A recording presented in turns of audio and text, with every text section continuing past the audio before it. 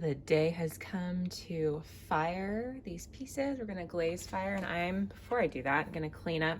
Well, this one looks okay, but sometimes I get little splatters of glaze where I don't want them to be, so I can clean that up using a sponge. So I'm gonna clean these up and then drop them in the kiln.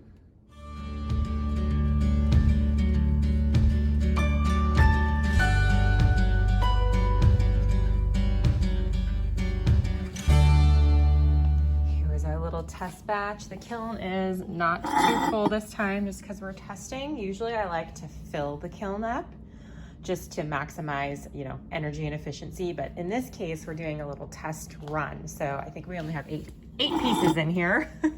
So we'll see how things come out. So we are firing at cone 06 today. I'm gonna just review the settings. So cone 06, it's about 1800 degrees. We're doing it at a medium speed, so just everything's pretty much normal for this firing. This is a lower firing that I normally do because the clay, the terracotta that I'm using and the glaze that I put on it is for a lower firing. I usually fire to something called cone 5, and that usually fires at 2200 degrees for a glaze firing. So it's gonna be a little different today, and we'll see how the results come out.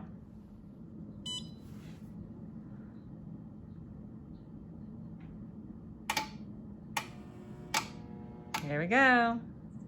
The moment of truth. So I'm about to go before work to look inside the kiln. So you're gonna get a first look with me.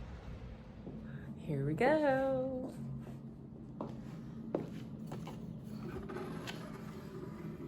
right, what do we have here? Let's see. I'm not sure how hot these are. Oh, not too hot.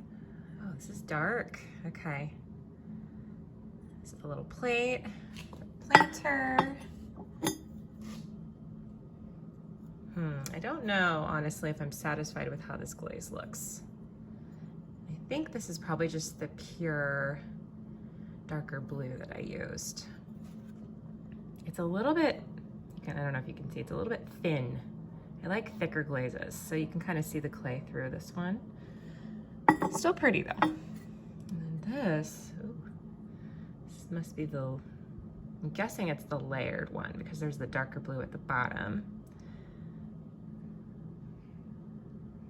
Okay.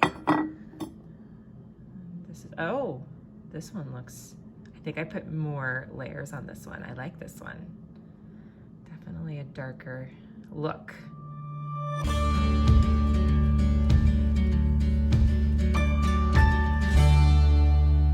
To show you some other kiln unloadings that are tried and tested designs, like the Desert Sunrise design, so stay tuned for that. Unloading the kiln, and this is all the Desert Sunrise design, so I'm going to show you how everything came out. Everything looks so good. Here's an example of the Desert Sunrise that's just coming out of the kiln. We have a little planter. Looks so good. I like using this B-Mix clay because it's so vibrant. Helps the glazes pop. And then I love this. This is a creamer, a little cream holder. You can pinch the side so it doesn't really need a handle, but I love how the glaze turned out on this one.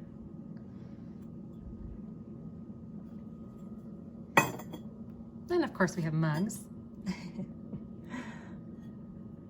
Good. Oh, got to clean that up a little bit, but this turned out really nice. Got some plates. I love how the plates turn out. The coloring looks really good. I think it's because it's very concentrated on the outside, but you got a lot of the crackle going on. There's one more thing I want to show you, at least in the first two tiers. Bend down to get it. This berry bowl. How cool is this?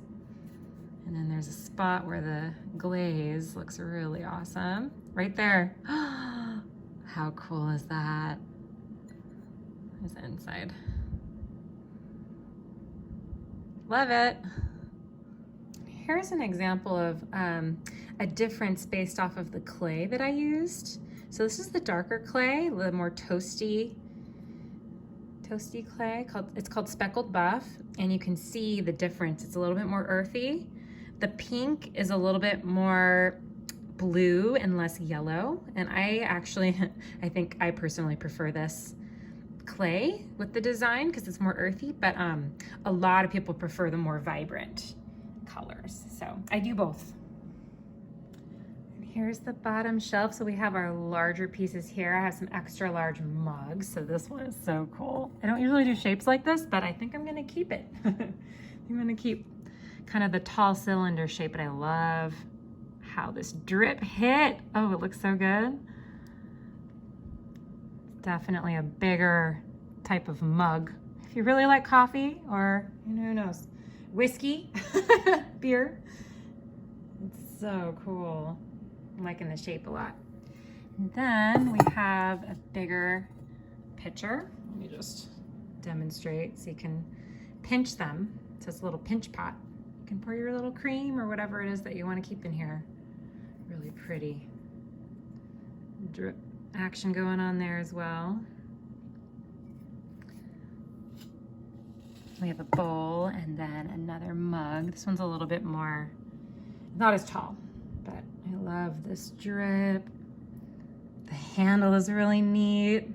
So happy with this batch.